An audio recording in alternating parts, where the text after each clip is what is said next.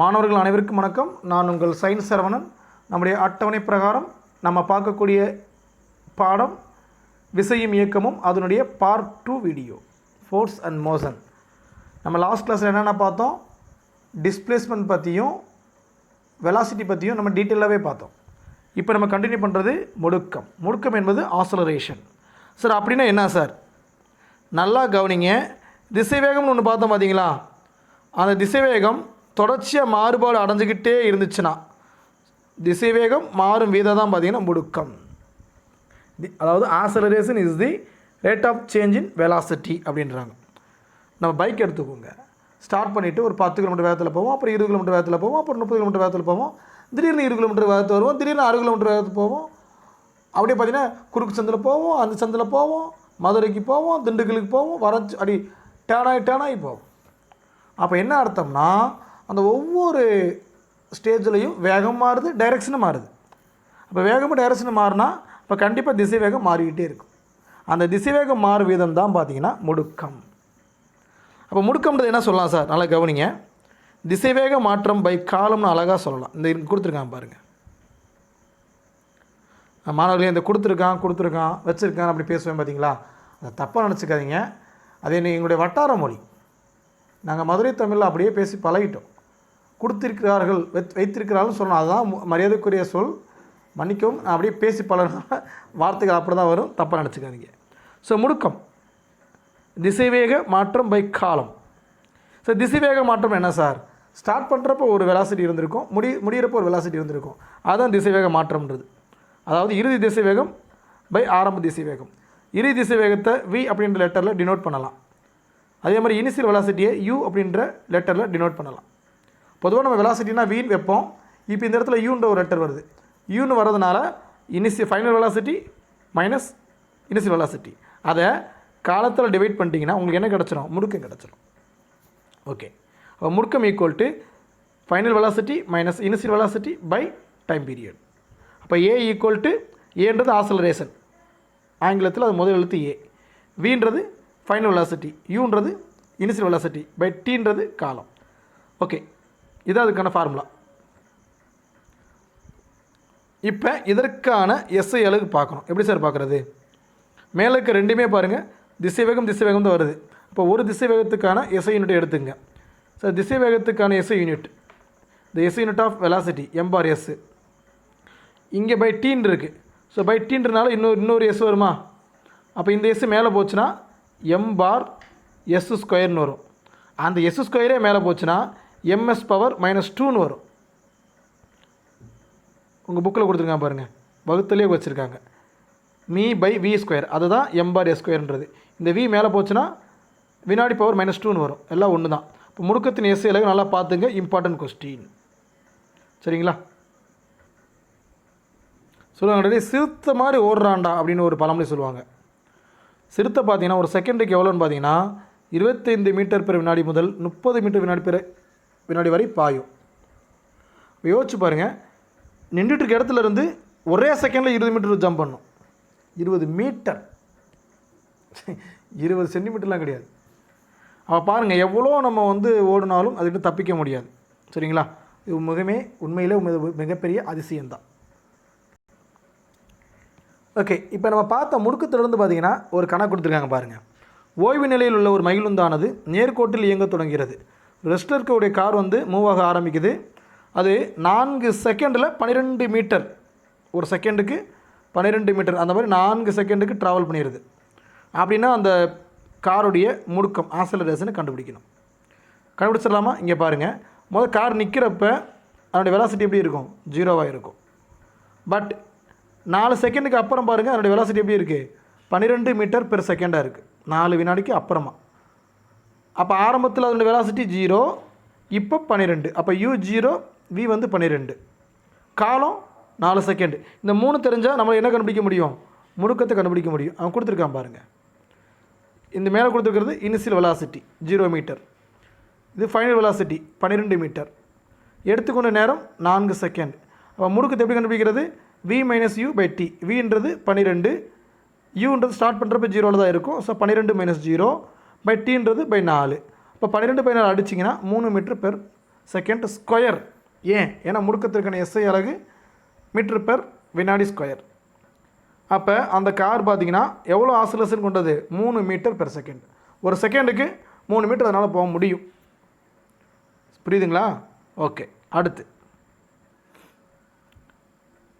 அடுத்து பார்த்தீங்கன்னா முடுக்கத்தில் 2 வகை இருக்குது ஆசிலேஷன்லேயே. ஒன்று நேர் முடுக்கம், இன்னொன்று பார்த்தீங்கன்னா எதிர் முடுக்கம். சார் நேர் முடுக்கம்னு என்னது, எதிர் முடுக்கம் என்னது? நல்லா மைண்டில் வச்சுக்கோங்க. ஆசலரேஷன், டி ஆசலரேஷன் அப்படின்வாங்க. ஸோ நேர் முடுக்கம்ன்றது இங்கே பாருங்கள், வந்து ஒரு எக்ஸாம்பிள் பாருங்கள். முதல் செகண்டுக்கு 20 கிலோமீட்டர் வேகம், ரெண்டாவது செகண்டுக்கு 40, அடுத்து 40 கிலோமீட்டர் மாறிடுச்சு. மூணாவது செகண்டில் 60 கிலோமீட்டருக்கு போயிடுச்சு. நாலாவது செகண்டுக்கு 80 கிலோமீட்டர் போயிடுச்சு. அஞ்சாவது செகண்டுக்கு 100 கிலோமீட்டர் போயிடுச்சு ஒரு கார் அப்படின்னு வச்சுக்கோங்க. அப்போ ஒவ்வொரு செகண்டுக்கு எவ்வளோ போயிருக்கு கவனிங்க. 20லேருந்து 40 கழிச்சா 20ன்னு வரும். ஏன்னா வி மைனஸ் யூ தானே. அதே மாதிரி இங்கே பாருங்கள், 40 60 கழிச்சிங்கன்னா 20, அடுத்து 60 80 கழிச்சு 20. ஸோ ஆவரேஜாக பார்த்தீங்கன்னா ஒவ்வொரு செகண்டுக்கும் கரெக்டாக 20 மீட்ரு தான் டிஃப்ரென்ஸ் ஆகுது. ஆவரேஜாக ஈவனாக இருக்கா? அப்போ இது நேர் முடுக்கம். ஒரு செகண்டுக்கு 20 மீட்டர் தான் கூடுதப்பா. அப்போ என்னது? இது நேர் முடுக்கம், ஆசலரேஷன். அதாவது யூனிஃபார்ம் ஆசலரேஷன் அப்படின்வாங்க நேர் முடுக்கம். இப்போ பாருங்கள், அடுத்தது கவனிங்க. முதல் செகண்டுக்கு 100 கிலோமீட்டர் வேகம், அடுத்து 80 செகண்டு, அடுத்து 80 மீட்ரு, அடுத்து 60 மீட்ரு, அடுத்து 40 மீட்ரு, அடுத்து 20 மீட்ரு. அப்போ ஒவ்வொரு செகண்டுக்கு 20 மீட்ரு குறைஞ்சிக்கிட்டே வருது. அப்போ ஈவனாக குறைஞ்சிட்டு வருதா? அதாவது கூடலாம் குறைஞ்சிட்டு வருது. இதுக்கு பேர் எதிர் முடுக்கம். புரியுதுங்களா? மேலே பார்த்தது ஆசலரேஷன்னா, இது என்னது? டீசலரேஷன், டீஆசலரேஷன். அதாவது குறையிறது. அது கூடிகிட்டே போச்சு, இது குறைஞ்சிட்டே போச்சு. ஓகேங்களா? அப்போ நேர் முடுக்கம், எதிர் முடுக்கம், ஆசலரேஷன், டீசலரேஷன். இப்போ நான் அடுத்த கேள்வி கேட்குறேன், யூனிஃபார்ம் ஆசலரேஷன் என்னது? யூனிஃபார்மாக ஆசலரேஷன்னா ஆசலரேஷன் ஆகணும், கூடணும், அது ஈவனாக கூடணும். அப்படி கூடுச்சுன்னா அது யூனிஃபார்ம் ஆசலரேஷன். நான் யூனிஃபார்ம் ஆசலரேஷன்னா கவனிங்க. நான் யூனிஃபார்ம் ஆசலரேஷனுக்கு ஒரு டேபிள் கொடுத்துருக்காங்க பாருங்கள். மொதல் ஒரு செகண்டில் பார்த்தீங்கன்னா 10 மீட்டருக்கு போகுது. ரெண்டாவது செகண்ட் 40 மீட்டர் போயிடுச்சு. மூணாவது செகண்டு 60 மீட்டர் திருப்பி வந்துருச்சு. நாலாவது செகண்டுக்கு 70 மீட்ரு, அஞ்சாவது செகண்ட் 50 மீட்ரு. அப்போ என்ன கணக்கு? முதல் செகண்டில் 10, அடுத்து 30, அடுத்து 20 கூடுது, அடுத்து 10 கூடுது, அடுத்து 20 கூடுது. அப்போ ஏறுது இறங்குது அந்த மாதிரி தான். ஸ்பீடு வந்து முன்ன பின்ன இருக்குது. அதனால் இதுக்கு பேர் சீரற்ற முடுக்கம், நான் யூனிஃபார்ம் ஆசலரேஷன் அப்படின்வாங்க. சரிங்களா? ஓகேப்பா, கண்டிப்பாக கான்செப்ட் உங்களுக்கு புரிஞ்சிருக்குன்னு நினைக்கிறேன். அடுத்து நிறைய கிராஃபாக கொடுத்துருப்பாங்க. அந்த கிராஃபெல்லாம் பெரும்பாலும் நீங்கள் படிக்க மாட்டீங்க, ஜம்ப் பண்ணிட்டு போயிடுவீங்க. ஆனால் அதையும் படிக்கணும். கிராஃபை படிக்காதீங்க, அதுக்கு நமக்கு தேவையான விஷயத்தை மட்டும் படிங்க. சொல்கிறேன் கவனிங்க. முதது மகிழுந்து ஓய்வு நிலையில் உள்ளபோது. கவனிங்கப்பா, மகிழுந்து ஓய்வு நிலையில் உள்ளபோது. A car at rest. இப்போ பாருங்கள், மொதல் செகண்டில் கார் அமைதியாக இருக்குது, ஸ்டார்ட் ஆகலை. ஸோ டைமும் இல்லை, டிஸ்டன்ஸ் இல்லை. அடுத்து முதல் செகண்டில் ஒரு 20 மீட்ரு போகுது. அடுத்த ரெண்டாவது செகண்டில் அப்படியே 20 மீட்டரில் இருக்குது. மூணாவது செகண்டு 20 மீட்டரில் இருக்குது. நாலாவது செகண்டு 20 மீட்டர், அஞ்சாவது செகண்டில் 20 மீட்டர். இப்போ இதுலேருந்து நமக்கு என்ன தெரியுது? கார் மூவ் ஆகிருக்கா இல்லையா? மூவ் ஆகலை. புரியுதுங்களா? கார் எப்படி இருக்குது? ரெஸ்ட்டில் இருக்குது. ஸோ நம்ம ஈஸியாக தெரிஞ்சுக்கிறோம். அப்போ என்ன பண்ணியிருக்காங்கன்னா, காலத்துக்கும் டிஸ்டன்ஸுக்கும் வரையக்கூடிய அந்த கிராஃபில் இருந்தே அந்த கார் மூவ் ஆகுதா இல்லையான்றதை நம்மளால் கண்டுபிடிக்க முடியுமா முடியாதா? முடியும். அடுத்து இதே மாதிரி அடுத்த கிராஃப் பாருங்கள். இந்த கிராஃப் வச்சு நம்ம கான்செப்டை சொல்லிடலாம். எப்படின்னு பாருங்கள். மொதல் செகண்டுக்கு 10 மீட்ரு, அடுத்த செகண்டுக்கு 20 மீட்ரு, மூணாவது செகண்டுக்கு 30 மீட்ரு, நாலாவது செகண்ட் 40 மீட்ரு, அஞ்சாவது செகண்ட் 50 மீட்ரு. அப்போ ஏறக்குறைய 10 கூடுதா இல்லைங்களா? ஓகே, மைண்டில் வச்சுங்க. இப்போ இதிலேருந்து நம்ம என்ன சொல்ல முடியும்? அந்த கார் பார்த்திங்கன்னா 10 மீட்ரு பெர் செகண்டில் சீரான வேகத்தில் போகுதுன்னு சொல்ல முடியும். So car travelling uniform speed of 10 metre per second. புரியுதுங்களா? ஸோ இந்த மாதிரி தான் ஒரு கான்செப்ட் வச்சு புரிஞ்சுக்க முடியும். கீழே இதே மாதிரி 4 கிராஃப் கொடுத்துருக்கான். ஸோ நீங்களே பாருங்கள், ஈஸியாகவே புரியும். ரொம்ப கஷ்டமெலாம் இருக்காது, ஈஸியாக தான் இருக்கும். ஸோ அடுத்து நம்ம பார்க்கக்கூடிய என்னென்னு பார்த்தீங்கன்னா, அந்த மீதி இருக்கக்கூடிய கிராஃப் நீங்களே பார்த்துங்க. அதுக்கு அடுத்து பார்க்கக்கூடியது இது வரைக்கும் இதுக்கு முந்த ஆண்டுகளில் அதெல்லாம் இல்லவே இல்லை. புதுசாக ஆட் பண்ணியிருக்காங்க. முதல் கொடுத்துருப்பாங்க, சும்மா நார்மலாக கொடுத்துருப்பாங்க. ஏன் இவ்வளோ தள்ளிட்டே வரேன்னா, ஸோ அது எல்லாமே இந்த கிராஃப் ரிலேட்டடாக இருக்கும். ரீட் பண்ணி பாருங்கள், அழகாகவே புரியும். பட் இதுதான் அந்த புது விஷயம். ஈர்ப்பு மையம் மற்றும் சமநிலை. நல்லா கவனிங்க, ஈர்ப்பு மையம் மற்றும் சமநிலை. ஸோ ஆங்கிலத்தில் centre of gravity and stability அப்படின்வாங்க. ஸோ இருக்கிறத கவனிப்போம். சென்டர் ஆஃப் கிராவிட்டின்னு என்னென்னு பார்ப்போம். ஈர்ப்பு மையம். அந்த படத்தை நல்லா கவனிங்க. நம்ம ஒரு அட்டையில் ஒரு மீனை ஷேப்பில் கட் பண்ணுறோம். அதனுடைய ஈர்ப்பு மையம் எங்கே இருக்கும்? கண்டிப்பாக அதனுடைய மைய பகுதியில் தான் இருக்கும். சரிங்களா? எப்போ அது எந்த மாதிரி ஒரு ஒழுங்கற்ற வடிவமாக இருந்தாலும் சென்டர் பார்ட்டில் கண்டிப்பாக என்ன இருக்கும்? சென்டர் ஆஃப் கிராவிட்டி இருக்கும். இப்போ அந்த மீன் வடிவில் வெட்டின அட்டையை நீங்கள் ஒத்த கையால் நிறுத்துகிறோம். என்ன பண்ணுவீங்க? அந்த மீனுடைய வால் பகுதியில் வச்சா நிற்குமா? நிற்காது. தலைப்பகுதியில் வச்சா நிற்குமா? நிற்காது. கொஞ்சம் அதை கீழே இறக்கி வச்சாலும் நிற்காது. கொஞ்சம் கையை அட்ஜஸ்ட் பண்ணி கரெக்டாக அந்த சென்டரில் வச்சிங்கன்னா நம்ம ஒத்த கையில் நிற்கும். அப்போ என்ன அர்த்தம்னா, அந்த அட்டையுடைய எடை ஃபுல்லாமே கரெக்டாக உங்கள் கையுடைய நடு மையத்தில் இருக்குன்னு அர்த்தம். அதனால தான் அது நடுவில் நிற்கிது. ஸோ இதுக்கு பேர் தான் சென்டர் ஆஃப் கிராவிட்டி. எப்புள்ளியில் ஒரு பொருளின் எடை முழுவதும் செயல்படுவது போல் தோன்றுகிறதோ அப்புள்ளியே அப்பொருளின் ஈர்ப்பு மையம் எனப்படும்.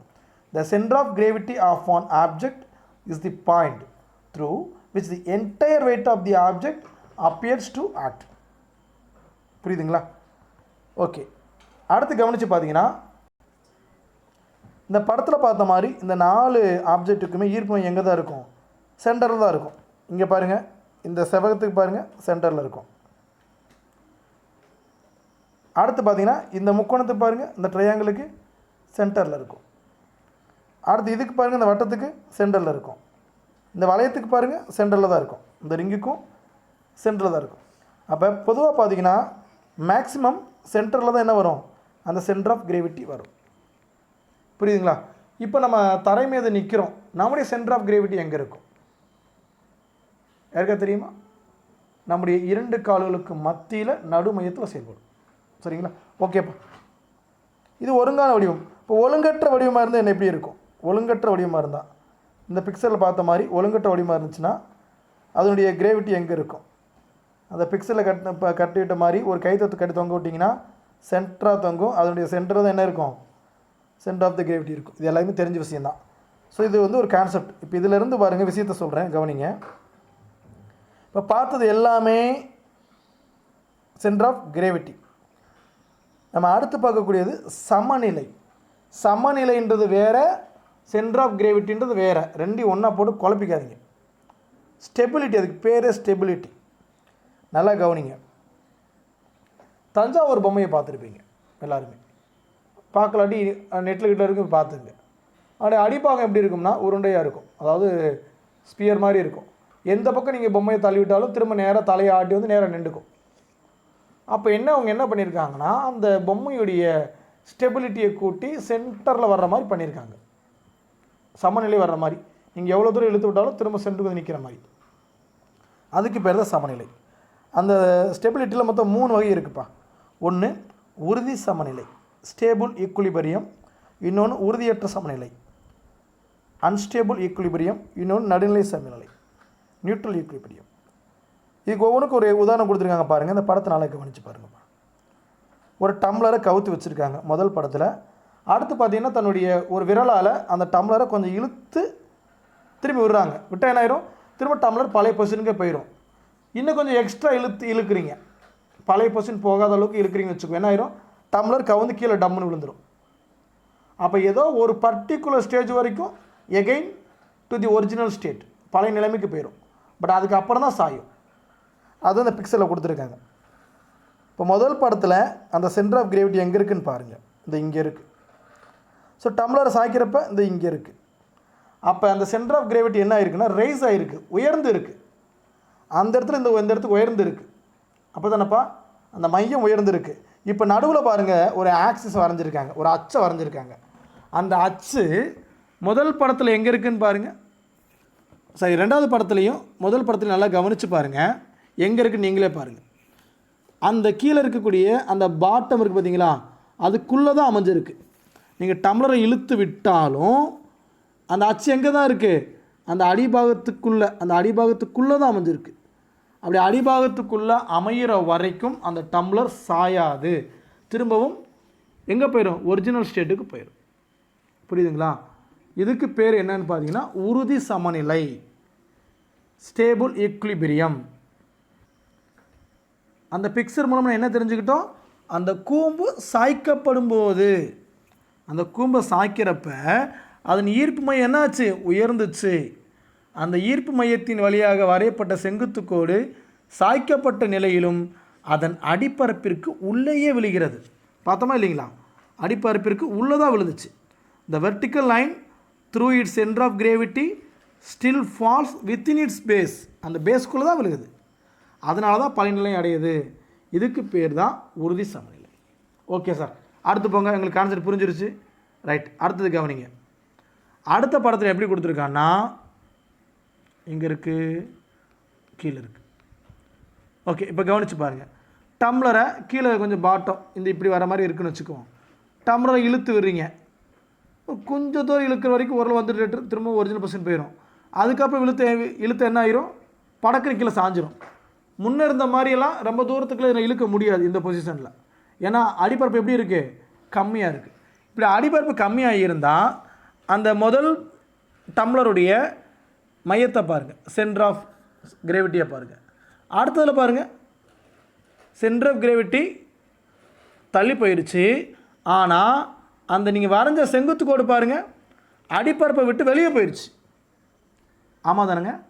அப்படி வெளியே போயிடுச்சுன்னா அந்த டம்ளர் நிற்காது, சாஞ்சு கீழே விழுந்துடும். ஸோ இதுதான் கான்செப்ட். புக்கில் கொடுத்துருக்காங்க பாருங்கள். கூம்பானது சிறிது சாய்க்கப்பட்டாலும் கவிழ்ந்து விடுகிறது. கூம்பினை சாய்க்கும் போது ஈர்ப்பு மையம் அது நிலையிலிருந்து உயர்கிறது. ஈர்ப்பு மையம் வழியாக வரையப்படும் செங்குத்து கோடானது அதன் அடிப்பரப்பிற்கு வெளியே விடுகிறது. எனவே கூம்பு என்ன ஆகிறது, கவிழ்ந்து விடுகிறது. புரியுதுங்களா? The vertical line through its center of gravity falls outside its base. So அதனால் என்ன ஆயிருதுன்னா அது கவுந்துடுது.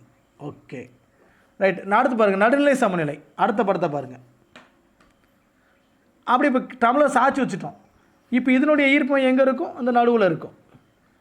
இப்போ அப்படியே அந்த டம்ளர் உருட்டி விடுங்க, டொர்ன்னு. இந்த சின்ன பையங்களாம் டீ குடிச்சு விட்டு ஊட்டி விடுவாங்க பார்த்தீங்கன்னா, அந்த மாதிரி ஊட்டி விட்டு அந்த பக்கம் ஓடிடுச்சு. இப்போ இங்கே இதனுடைய மையம் எங்கே இருக்கும், சென்டர் ஆஃப் கிராவிட்டி அப்பயும் சென்டரில் தான் இருக்கும். இப்போ இந்த டம்ளர் சாயுமா சார்? என்ன சார் இப்படி கேட்குறீங்க, ஏற்கனவே சாஞ்சு தான் கிடக்கு. அப்போ என்னென்னா ஈர்ப்பு மையம் பாருங்கள், ரெண்டுலேயுமே பாருங்கள் ஒரே உயரத்து இருந்ததுனால தான் அது என்ன ஆக மாட்டேங்குது, கவிழ்ந்து விழ மாட்டேங்குது. முன்ன பார்த்தால ஒரு இதில் ஈர்ப்பு மையம் உயர்ந்துச்சு, இன்னொன்றில் தாழ்ந்துச்சு. இங்கே அப்படி கிடையாது. ஈர்ப்பு மையம் அந்த சென்டர் ஆஃப் கிராவிட்டி சேம் பொசிஷனில் இருக்குது, நியூட்ரலாக இருக்குது. ஸோ இதுக்கு பேர் நடுநிலை சமநிலை. அதுக்கு வேறு என்ன சொல்லலாம், நியூட்ரல் ஈக்விலிபிரியம்னு சொல்லலாம். ஓகே, இப்போ கான்செப்டுக்கு வந்துடுவோம். முக்கியமான விஷயம்.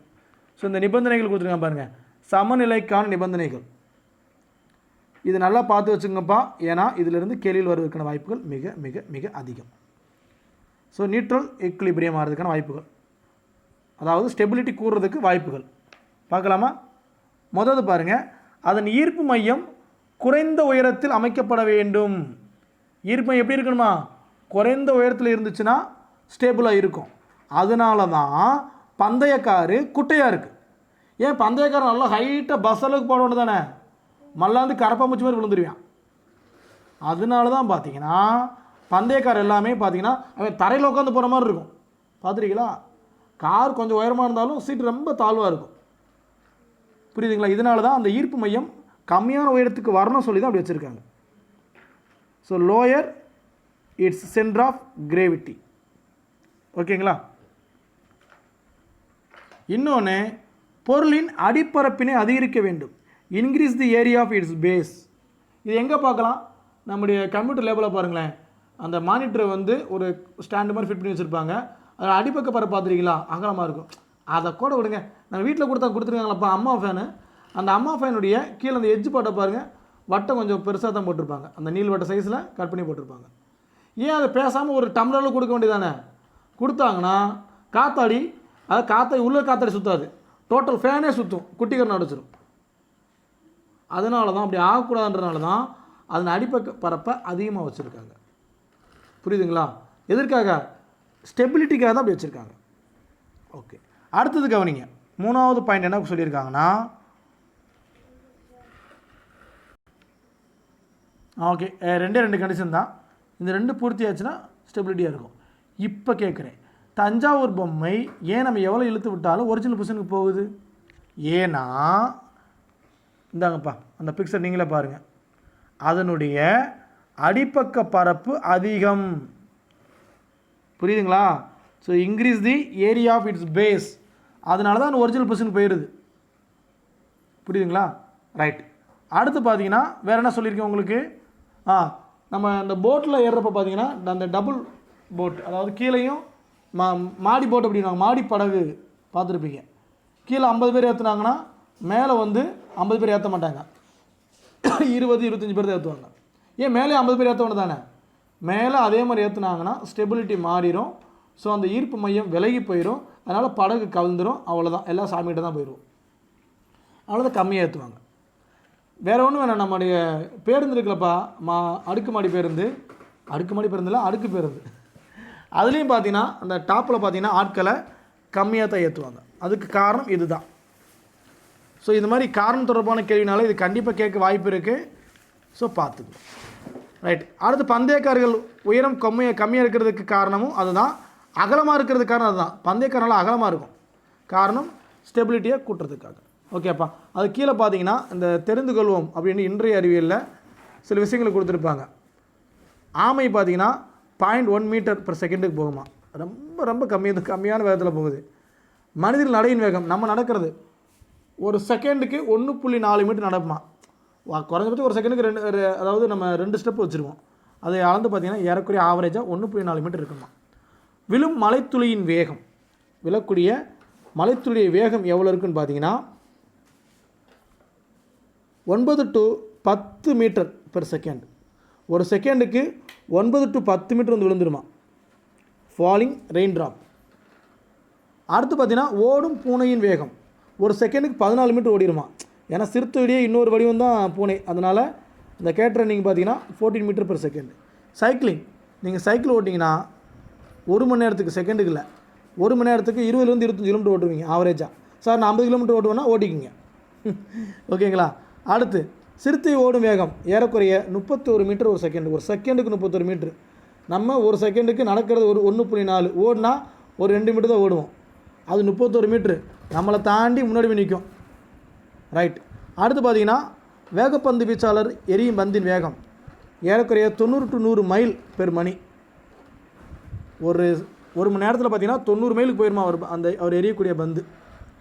அடுத்து பயணிகள் விமானத்தின் வேகம், அதாவது பேசஞ்சர் ஜெட் எவ்வளோ பார்த்தீங்கன்னா 180 மீட்டர் ஒரு செகண்ட், அதாவது ஒரு செகண்டுக்கு 180 மீட்டர் சீறி பாயுமா. விமானத்தின் வேகம், ராக்கெட்டின் வேகம் பாருங்கள், விமானத்தின் வேகத்தையும் ராக்கெட்டின் வேகத்தையும் கம்பேர் பண்ணி பாருங்கள், ரொம்ப ரொம்ப ஆச்சரியமாக இருக்கும். ஏறக்குறைய 5200 மீட்டர்/செகண்ட். ரொம்ப ஆச்சரியமாக இருக்குல்ல? ரைட். அந்த ஆச்சரியத்தோடைய இந்த பாடத்தை நல்லா படிங்க. ஸோ இந்த பாடத்தை பற்றி நான் எப்படி நடத்துகிறேன் பற்றி எனக்கு மறக்காமல் ஃபீட்பேக்கை அனுப்பிச்சிருங்க, சரிங்களா? ஸோ நியூ ஸ்டூடெண்ட்டுக்காக number 9786211687. Okay, thank you to all.